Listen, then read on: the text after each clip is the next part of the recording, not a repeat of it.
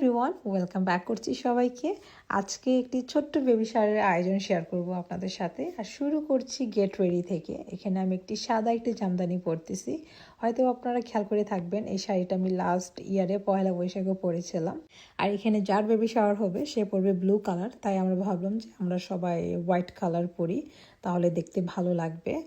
আর আমার কাছে আরও একটা হোয়াইট কালার শাড়ি ছিল, বাট আমি চাচ্ছিলাম সেদিন গোল্ড পরতে, পুরো একটা ট্রেডিশনাল লুক দিতে। তাই আমার কাছে মনে হলো যে এই সাদা কালার জামদানির সাথে মানে গোল্ড খুব সুন্দর লাগবে।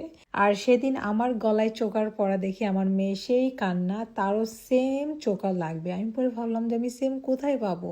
পরে আমার মনে পড়লো আমার আম্মুর রেখে যাওয়ার শেষ একটা স্মৃতি যেটা আমি পেয়েছি, সেটা হলো এই চোকারটা। এছাড়া আম্মুর আর কোনো কিছুই আমার নেই। আর এটা যখন আমি ওকে পড়াচ্ছিলাম না, আমার একদম মানে চোখে পানি এসে গেছে, যে আমি কখনো চিন্তাই করি নাই যে আমার মেয়ে আমার আম্মুর দেওয়া জিনিস সে পড়তে পারবে, সেটা সৌভাগ্য হবে।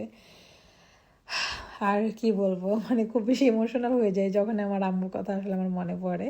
যাই হোক, আর বেবি শাওয়ারটা আমরা করেছি আমাদের পরা কাপড় বাসায়। যে আপুর কথা আমি সব সময় বলি যে সব ধরনের পার্টি অনুষ্ঠান দেখেন সব সময় এটা ওনার বাসায় হয়ে থাকে।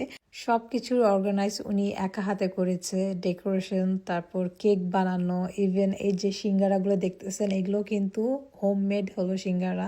কেক থেকে শুরু করে সব কিছুই আমরা শুধু জাস্ট খাবারগুলো বানাই নিয়ে আসি।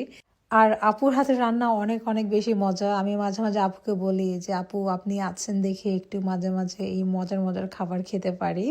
তারপর এদিকে আমি এখন থালাটা সাজাতে চলে গেলাম। এখানে সব ধরনের ভর্তা খাবার দাবার দিয়ে পুরাটাকে এটাকে সুন্দর করে সাজাবো, বাট এত পরিমাণ আইটেম ছিল যে সবগুলো আসলে অ্যাড করতে পারি নাই।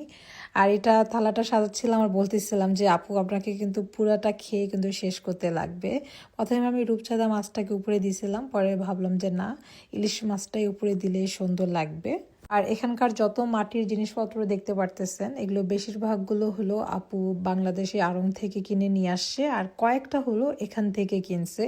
আমি লাস্ট 2 দিন আগে কয়েকটা পিকচার আপলোড করেছিলাম, আপনারা প্রচুর পরিমাণ আমাকে বলতেছিলেন যে এগুলো কোথা থেকে নাও আপু, এটা আমার বাসা না। তাই সবগুলো কোথা থেকে নেওয়া আমি শিওর আসলে বলতে পারবো না। আর এটা হলো আমাদের ফুল টেবিলের সেট আপ, খাবার দাবার দেখে যে কি ভালো লাগতেছিল। আর ওনার এত সুন্দর সুন্দর মাটির জিনিসপত্রের কালেকশন দেখে যে আমার কি ভালো লাগে, আমারও মন চায় আসলে কিনতে, বাট আমার বাসায় আসলে জায়গা নাই, দেখেই শুধু মানে আফসোস করি। আর প্রত্যেকটা খাবার অনেক অনেক বেশি মজা ছিল। আর পরে আমি আমার একটা প্লেটের মধ্যে সবগুলো অল্প অল্প করে সাজিয়ে নিছি।